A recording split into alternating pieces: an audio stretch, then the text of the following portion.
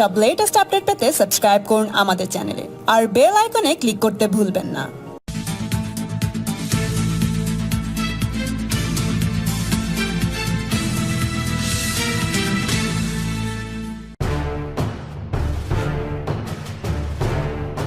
मुखी विकास के लिए काम कर रही केंद्र सरकार के दूसरे कार्यकाल का सफल 1 वर्ष पूरा हो रहा है। इस अवसर पर मैं लोकप्रिय प्रधानमंत्री श्री नरेंद्र मोदी जी को भारतीय जनता पार्टी के राष्ट्रीय अध्यक्ष के नाते करोड़ों करोड़ों भाजपा कार्यकर्ताओं की तरफ से बहुत बहुत बधाई देता हूं। मित्रों, मोदी सरकार का प्रथम कार्यकाल यदि बहुप्रतीक्षित सुधारों व न्यू इंडिया के आधारभूत ढांचे को स्थापित करने वाला और समर्पित था, तो वहीं मोदी सरकार का द्वितीय कार्यकाल यह प्रथम वर्ष के कड़े व बड़े फैसलों तथा चुनौतियों को अवसर में बदलने के लिए जाना जाएगा।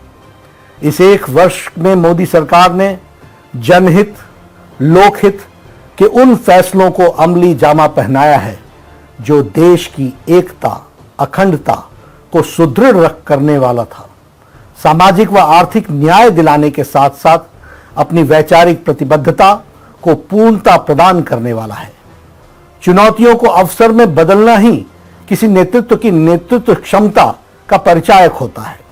गत 6 वर्षों में देश की जनता ने यह देखा है और महसूस किया है। ऐसी कठिन चुनौती से सामना करने के लिए प्रधानमंत्री श्री मोदी जी ने जिस संयम और संकल्प के साथ जन भागीदारी का आह्वान करते हुए कोरोना के विरुद्ध शंखनाद किया है, वह अद्भुत था। फिर चाहे जनता कर्फ्यू हो, सोशल डिस्टेंसिंग हो, या उसका संदेश हो, मास्क लगाने का संदेश हो, आरोग्य सेतु सुरक्षा कवच हो, स्वास्थ्य कर्मी और पुलिस कर्मियों के स्वच्छता कर्मियों जैसे देवदूतों का अभिनंदन हो, प्रधानमंत्री जी के हर निवेदन को जनता जनार्दन ने अभूतपूर्व समर्थन दिया है, क्योंकि देशवासियों को पूरा भरोसा है कि मोदी जी हैं तो मुमकिन है। स्पष्ट नीति, सटीक निर्णय लेकर प्रधानमंत्री जी ने दुनिया को दिखा दिया है कि भारत ऐसी समस्याओं से भी मजबूती के साथ लड़ने और उसने निपटने का सक्षम है। एक प्रधान सेवक, एक प्रधान अभिभावक, एक संरक्षक के रूप में देशवासियों के हौसले को बढ़ाने और यह प्रधानमंत्री जी अद्भुत तरीके से इसको उन्होंने किया है। प्रधानमंत्री जी के नेतृत्व में जन भागीदारी, जन विश्वास, जन सरोकार और जागरूकता, जागृत चेतना के 4 मजबूत स्तंभ बनकर उभरे हैं। 28 मार्च को प्रधानमंत्री श्री नरेंद्र मोदी जी का आह्वान पर पीएम केयर फंड की स्थापना हुई और मुझे यह बताते हुए गर्व का अनुभव होता है कि मात्र 1 सप्ताह में 6,500 करोड़ रुपए इस फंड में जमा हो गए।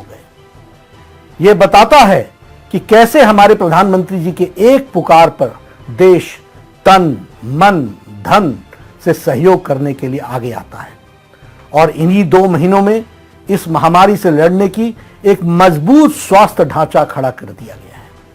प्रतिदिन 1.6 लाख से ज्यादा टेस्टिंग हो रही है, जो कि अप्रैल में मात्र 10,000 थी।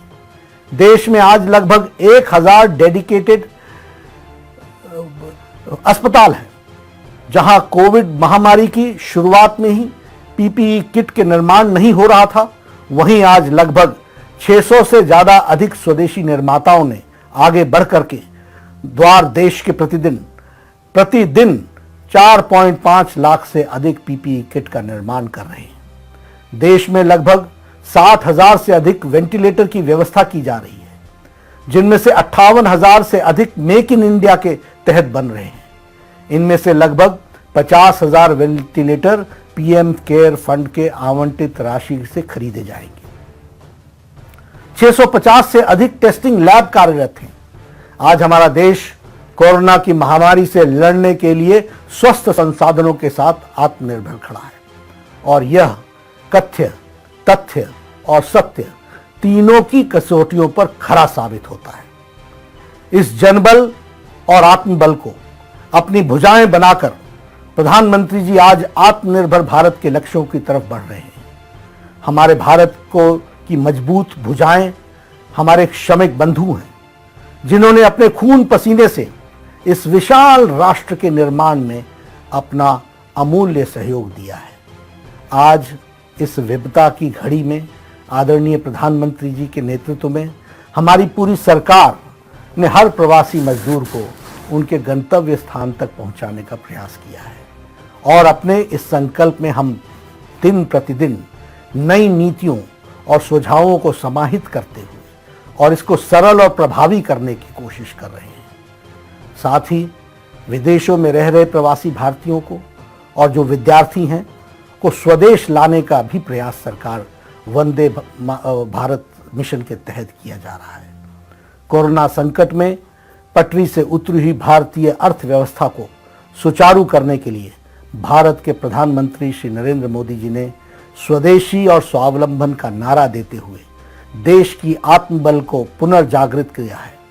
साथ ही लोकल के लिए वोकल का नारा देकर के स्थानीय उद्यमों को बढ़ावा देने की जरूरत पर बल दिया है। यह एक लंबी लड़ाई है जिसमें हम सबको सोशल डिस्टेंसिंग, फेस कवर और संयम के साथ आगे बढ़ना है। आपको स्मरण होगा कि प्रधानमंत्री जी ने पद पर शपथ लेने के पश्चात अपने को प्रथम संबोधन में ही उन्होंने कहा था कि मेरी ये सरकार गरीबों को समर्पित है। इसी संकल्प को ध्यान में रखते हुए इस विषम परिस्थिति में भी प्रधानमंत्री जी ने 26 मार्च 2020 को ही 1,70,000 करोड़ का प्रावधान गरीब कल्याण योजना के तहत घोषित किया था, जिसके तहत डायरेक्ट बैंक ट्रांसफर के माध्यम से देश के लगभग 9 करोड़ से अधिक लोगों के खातों में किसान सम्मान निधि के तहत 2,000 रुपये प्रति व्यक्ति की राशि भेजी गई। पहले गरीब रहता था फाके में, अब धन जाता है सीधे उसके खाते में। 80 करोड़ लोगों को 5 किलो गेहूं और 1 किलो दाल अगले 3 महीने तक, यानी गरीब परिवार को मुफ्त राशन भी देश में 1 नेशन 1 राशन कार्ड। 3 करोड़ दिव्यांगों को, बुजुर्गों और विधवाओं को उनके अकाउंट में 1-1 हजार रुपए की आर्थिक सहायता पहुंचाई गई है। जनधन खाता धारकों को नकदी का संकट न आए, इसलिए प्रधानमंत्री गरीब कल्याण योजना के तहत 20 करोड़ जनधन खाता धारक बहनों को, माताओं को, महिलाओं को उनके खाते में 500 रुपए की सहायता राशि 3 महीने तक भेजी जाएगी। 8 करोड़ गरीब परिवारों को 3 माह के लिए उज्ज्वला योजना के तहत फ्री गैस सिलेंडर दिए जाएंगे। मनरेगा के तहत मजदूरी को 182 रुपये प्रतिदिन से बढ़ाकर 202 रुपये प्रतिदिन कर दिया गया है, जिससे 13.62 करोड़ परिवार लाभान्वित होंगे। मोदी जी ने मनरेगा को भारत के इतिहास में सबसे अधिक 1 लाख करोड़ रुपए का आवंटन किया है। कोरोना महामारी से लड़ रहे स्वास्थ्य कर्मियों को 50 लाख रुपए का बीमा दिया गया है। आदरणीय प्रधानमंत्री जी ने विश्व के सबसे बड़े होलिस्टिक कोविड रिलीफ पैकेज की घोषणा की है। आदरणीय प्रधानमंत्री जी ने देश के सभी वर्गों को इस कठिन समय में सहायता पहुंचाने के लिए 20 लाख करोड़ के आत्मनिर्भर पैकेज दिए हैं और इस पैकेज के अंतर्गत MSME के 3 लाख करोड़ रुपए का कोलेटरल फ्री लोन देने का भी व्यवस्था की है। किसान क्रेडिट कार्ड हेतु 2 लाख करोड़ रुपए की राशि आवंटित की गई है। कृषि के आधारभूत ढांचे के निर्माण के लिए 1 लाख करोड़ रुपए दिए गए हैं। रेहड़ी पटरी वालों के लिए उनको कर्ज देने के लिए 5,000 करोड़ रुपए आवंटित किए गए हैं अगले, जिससे 50 लाख स्ट्रीट वेंडर्स को लाभ होगा। प्रवासी मजदूरों के भोजन एवं उनके रुकने की व्यवस्था हेतु 3,500 करोड़ रुपए दिए गए हैं।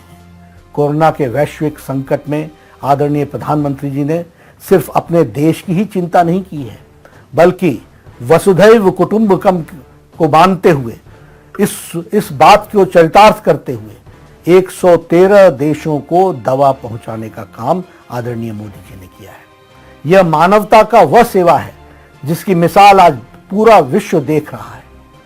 मोदी जी की सरकार ने अपने द्वितीय कार्यकाल में ही ऐसे अनेकों निर्णय लिए जिसका इंतजार भारतवर्ष दशकों से कर रहा था।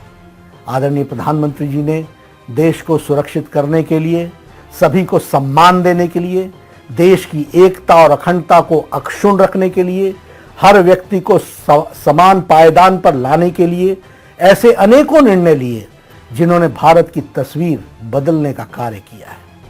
कांग्रेस के शासनकाल में हुई ऐतिहासिक भूलें तथा जड़ हो चुकी समस्याओं का समाधान करने के साथ साथ सरकार ने आम जनता के हित में विषयों को प्रभावी कार्य किए हैं। मोदी जी के नेतृत्व में एक वर्ष में अनुच्छेद 370, नागरिक संशोधन कानून, राम मंदिर, ट्रिपल तलाक, 3 तलाक जैसे लंबित मामलों को शांतिपूर्ण और न्यायपूर्ण समाधान देकर देश की एकता और अखंडता को मजबूती देने का काम किया है।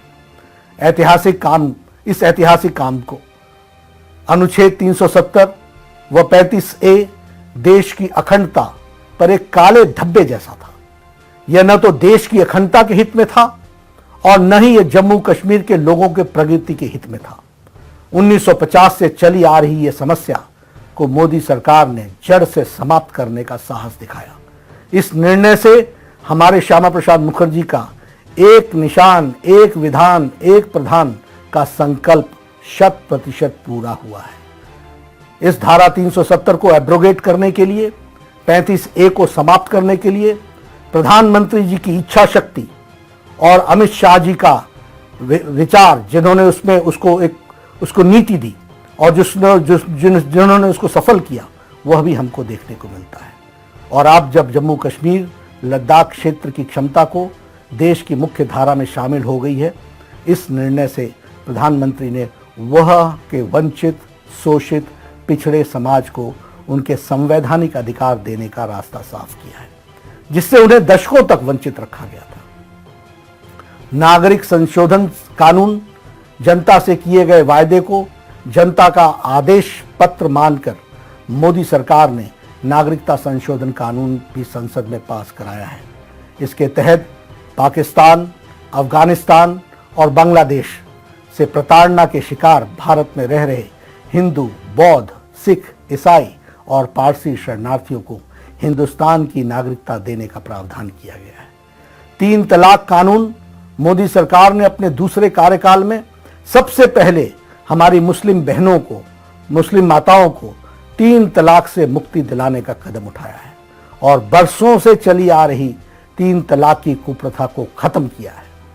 राम मंदिर मामले को समाधान भारतीय जनता पार्टी शुरुआत से ही संविधान की व्यवस्था के तहत रामलला के भव्य मंदिर के लिए प्रयासरत थी, जबकि कांग्रेस बार बार इसमें अड़ंगा लगा रही थी। वर्षों बाद देश की सर्वोच्च अदालत की 5 जजों ने सबने एक साथ मिलकर उस बेंच ने सर्वसम्मति से विवादित जमीन को पर रामलला के पक्ष में निर्णय दिया है और 135 करोड़ भारतीयों का सपना साकार हुआ है। प्रधानमंत्री जी के नेतृत्व में सरकार ने भव्य मंदिर के निर्माण के लिए श्री राम जन्मभूमि तीर्थ क्षेत्र का गठन किया है और इसके लिए तीर्थ क्षेत्र की पूरी भूमि आवंटित की है। जल्द ही राम मंदिर का सपना साकार होगा, भव्य मंदिर वहां बनेगा। उसी प्रकार आतंकवाद पर लगाम लगाने के लिए UAPA एक्ट घोषणा पत्र में किए गए वायदे के अनुरूप मोदी सरकार ने आतंकवादियों पर कड़े प्रहार के लिए विरुद्ध क्रियाकलापों के निवारण संशोधन के विधेयक UAPA को मंजूरी दी और इसे संसद में पारित किया। अपने दूरदर्शी नीतियों से टीम इंडिया की भावना सुदृढ़ करते हुए मोदी जी ने सरकार में भारत के लोकतंत्र को एक नई दिशा दी है। जनहित की भावना, देश हित की लालसा, सबका साथ, सबका विकास का संकल्प देश के अंतिम छोर पर खड़े गरीब के जीवन स्तर को बेहतर बनाने की इच्छा शक्ति मोदी जी की कार्यशैली में साफ नजर आती है। देश के लिए यह गौरव का क्षण है जब 2014 में जन जन के नेता बनकर भारत के प्रगति पथ पर आगे बढ़ने वाले प्रधानमंत्री श्री नरेंद्र मोदी जी आज देश का नेतृत्व कर रहे हैं।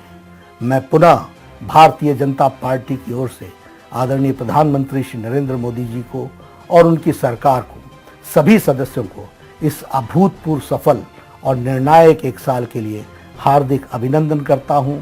आदरणीय मोदी जी के नेतृत्व को कोटि कोटि वंदन करता हूं। और यही मेरे दोस्तों, मेरे सभी कार्यकर्ता बंधु, हम उनके बताए रास्ते पर और ताकत के साथ चले, यही मेरा निवेदन है। जय हिंद।